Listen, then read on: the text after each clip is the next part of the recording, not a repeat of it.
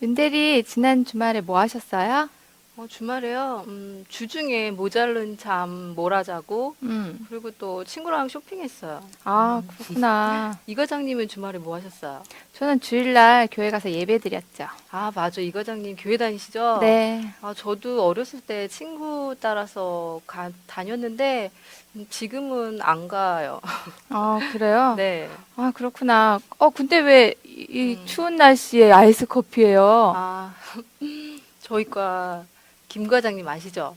알죠. 아, 음, 그분 굉장히 피곤하신 분이죠. 그렇죠. 아, 지난번 기회가 제가 음, 정말 공들여가지고 며칠 밤 새가지고 제출했는데 음. 퇴짜 맞았어요. 이번이 몇 번째인지 정말로. 아, 아, 그래가지고 너무 속이 답답해서 좀 속 좀 식히려고 아이스 커피 시켰어요. 어디 그거 마시고는 좀 해결이 됐어요?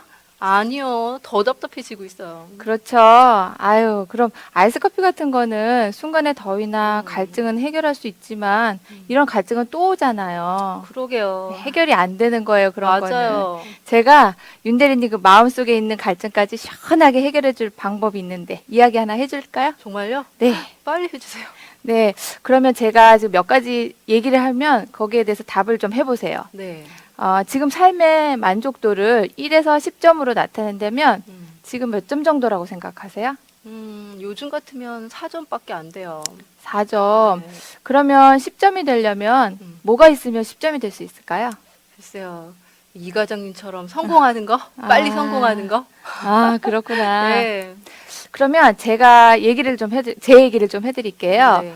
저도 성공하려고 나름대로 열심히 노력했어요. 그래서 음, 좀 이른 나이에 여기까지 음, 왔잖아요. 음, 그런 저를 사람들이 되게 부러워했어요. 하지만 저는 앞만 보고 이렇게 달려오다가, 달려왔지만 채워지지 않는 그 공허함이나 허전함이 항상 있었어요. 음, 그러다가 이제 다니던 교회가 있잖아요. 네. 거기에 이제 직장인 모임이라고 해서 연락이 오더라고요. 음, 그래서 나도 답답한 마음에 이제 음, 나가게 되었어요. 음, 거기서 이제 서로 이제 다 직장 생활을 하니까 거기에 서로의 문제점이나 어려운 점을 이렇게 얘기하다 보니까 음, 저도 위로받게 된 거예요. 음, 그러면서 이제 차츰 제 삶이 조금 바뀌면서 음, 변화된 모습을 보게 됐어요. 음, 제 인생에 또 다른 의미가 있다는 것을 알게 되었고, 어, 또 비로소 이제 하나님이 제게 특별한 목적을 가지고 계시다는 것을 깨닫게 된 거죠. 어, 제가 지금 자신 있게 말할 수 있는 건, 지금 오늘 밤이라도 이 세상을 떠난다면 확실히 천국에 들어갈 수 있다라는 거예요. 정말요? 네. 윤대리님은 지금이라도 이 세상을 떠난다면 천국에 가실 것을 확신하세요? 들어가고 싶은데, 자신 없는데요. 그러면 천국에 들어갔다고 하고 천국 문 앞에 딱 섰는데 하나님께서 윤대리님한테 이제 음, 물어보는 거예요. 음, 너를 왜 나의 천국에 들여보내야 하느냐고 물으신다면 음. 윤대리는 뭐라고 대답하실 것 같아요?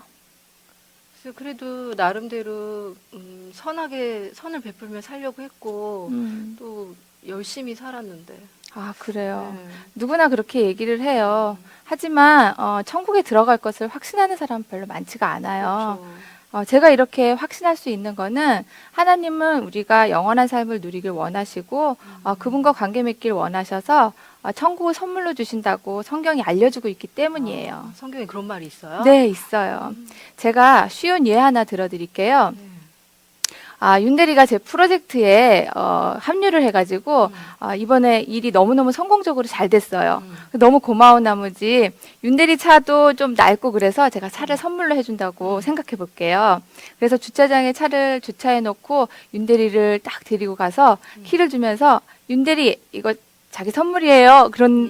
그랬을 때 윤대리가 그거에서 대가를 지불하겠다고 지갑에서 돈을 꺼내서 저한테 주는 거예요. 음.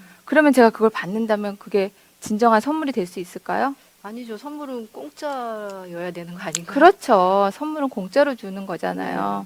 하나님도 마찬가지세요. 음, 하나님도 영원한 삶을 선물로 주시길 원하세요. 음, 그래서 하나님 영원한 삶은 값없이 주시는 하나님의 선물이거든요. 성경을 보면 너희는 그 은혜에 의하여 믿음으로 말미암아 구원을 받았으니 이것은 너희에게서 난 것이 아니라 하나님의 선물이라. 행위에서 난 것이 아니니 이는 누구든지 자랑하지 못하게 함이라 라고 말씀하고 있어요. 그럼 왜 우리의 돈이나 공로나 자격으로는 영원한 삶을 선물로 받을 수 없을까요? 글쎄요, 잘 모르겠는데요. 그게 바로 죄라는 거예요. 음. 제가 또 다른 예를 하나 들어드릴게요. 윤대리를 제가 아침 식사에 초대를 했어요. 그래서 계란 요리를 해주려고 냉장고에 문을 열었는데 계란이 5개가 있는 거예요. 그래서 하나씩 하나씩 깠는데 마지막 계란이 완전히 썩어버린 거예요. 그걸 어떻게 할 수가 없잖아요. 아침 식사에 초대를 해놨는데. 그래서 양념을 넣고 계란을 섞어서 요리가 완성이 됐어요. 그런 다음에 이제 윤대리한테 딱 갖다 줬는데 그걸 마침 윤대리가 5번째 계란, 그 썩은 계란을 그 들어가는 모습을 본 거예요.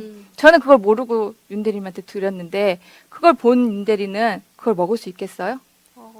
못 먹을 것 같아요. 그죠? 네. 썩어 있으니까 다른 계란이 아무리 싱싱했어도 썩은 계란 하나가 요리 전체를 망친 거잖아요.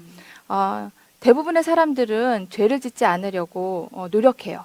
하지만 결국 우리는 하지 말아야 하는 걸 알면서도 하게 될 때가 많잖아요. 그렇죠.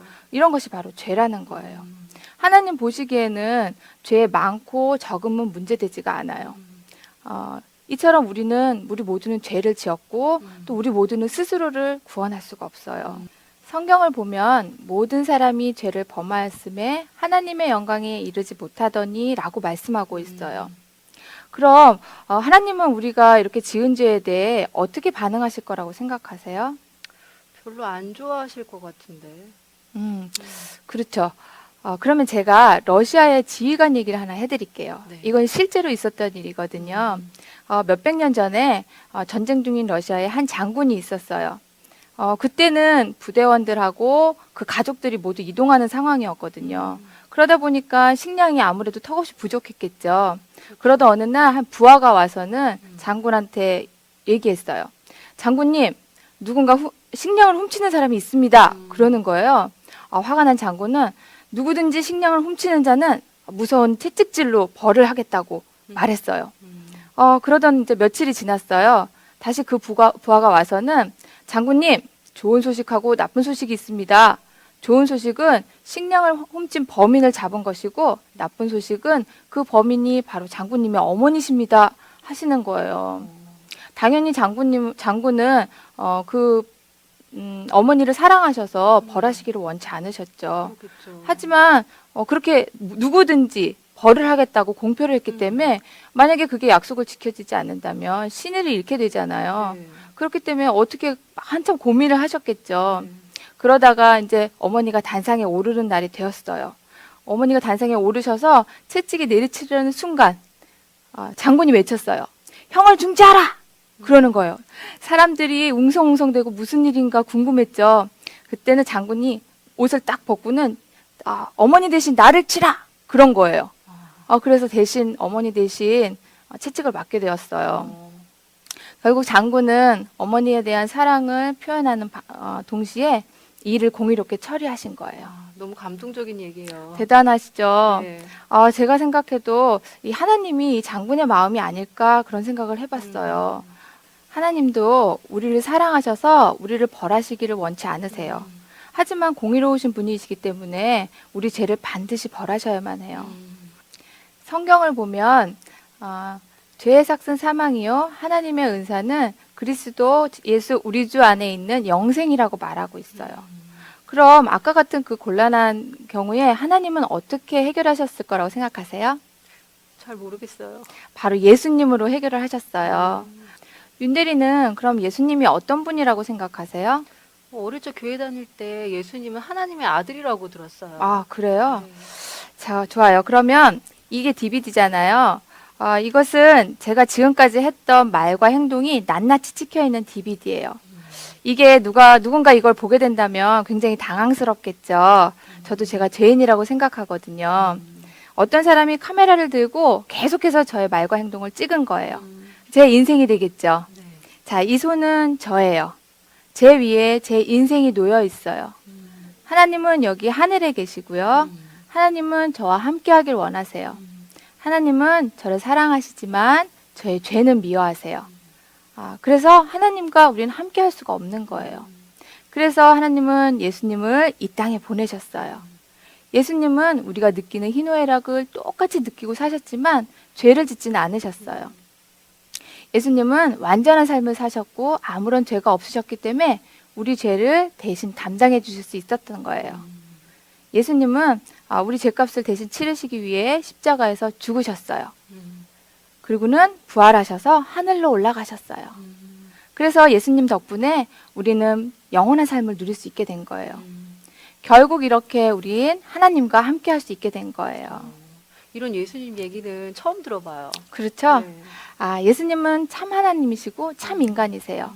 오직 예수님만이 우리 죄값을 대신 치르시기 위해 죽으시고 죽은 자들 가운데서 부활하신 거예요.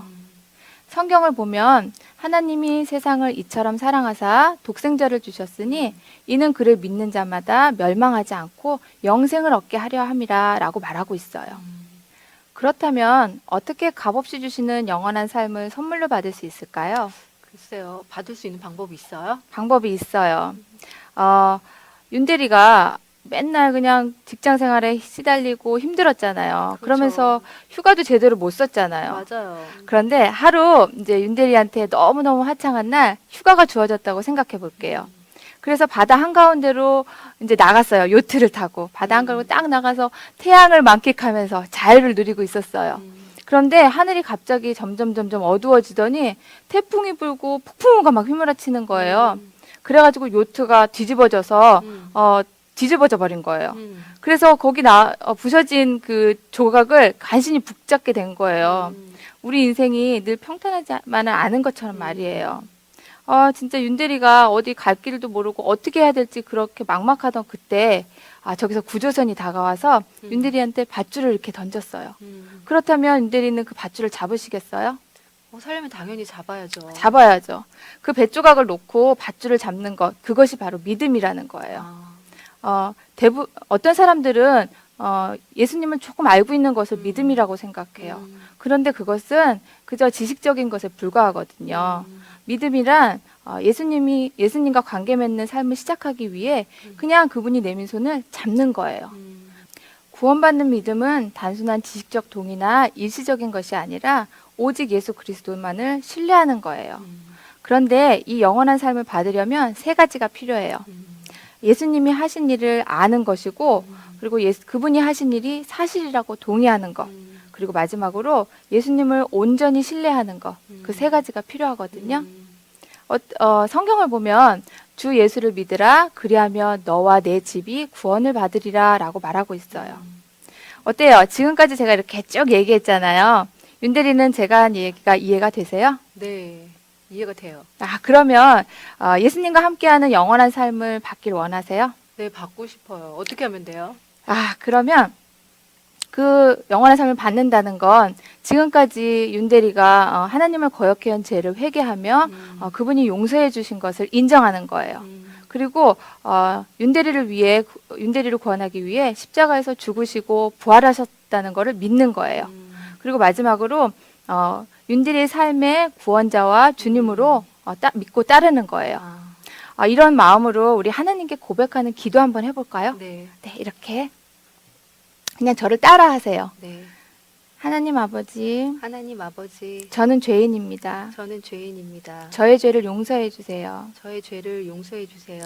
예수님이 하나님의 아들이시며 예수님이 하나님의 아들이시며 저를 구원하시기 위해 죽으시고 저를 구원하시기 위해 죽으시고 부활하셨음을 믿습니다. 부활하셨음을 믿습니다. 이제 예수님을 이제 예수님을 나의 삶의 구원자와 주님으로 나의 삶의 구원자와 주님으로 믿고 따르기를 원합니다. 믿고 따르기를 원합니다. 예수님 이름으로 기도드립니다. 예수님 이름으로 기도드립니다. 아멘. 아멘. 축하드려요. 자, 우리 한번 악수 한번 해볼게요. 이렇게 말고 이렇게 한번 해볼게요. 실제로 예수님 시대에는 악수를 이렇게 했다 그래요. 이건 하나님 손이고 이건 윤대리 손이에요. 예수님이 뭐라고 하셨냐면 내가 그들에게 영생을 주느니 영원히 멸망하지 않을 것이요 또 그들을 내 손에서 빼앗을 자가 없느니라 라고 말하셨어요. 그게 무슨 뜻이냐면 우리가 아무리 하나님한테서 멀어지려고 할 때도 하나님은 절대로 우리를 놓지 않으실 거라는 거예요. 어때요? 하나님이 저를 이렇게 붙들고 있다고 생각하니까 두려울 게 없을 것 같아요. 그렇죠. 네. 자, 여기 좋아요. 그러면 지금까지 제가 했던 얘기가 여기 다 쓰여 있거든요. 이거 읽어보시면 되고, 네. 그리고 지금 고백한 그 말에 결신한 것을 제가 증인이 되어 드릴 테니까 여기 날짜를 쓰시고 서명하시면 돼요. 아, 네. 일이 1월 12일.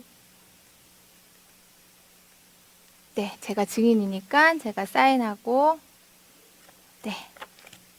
자, 그러면 하나님과 더 친밀해지기 위한 방법이 있거든요. 그 방법까지 오늘 제가 알려드릴게요. 먼저 성경이에요. 성경을 읽는 거예요. 윤대리가 어렸을 때 교회를 다녀봤다고는 하지만 성경을 읽어보진 않았을 거예요. 예, 아까 좀 전에 드린 요한복음부터 읽어보시면 여기는 예수님에 관한 이야기가 쓰여져 있으니까 좀 더 많은 도움이 될 거예요. 예, 그리고 다음엔 기도예요. 기도는 이렇게 우리가 얘기를 하잖아요. 이렇게 얘기하는 것처럼 하나님과 대화하는 거예요.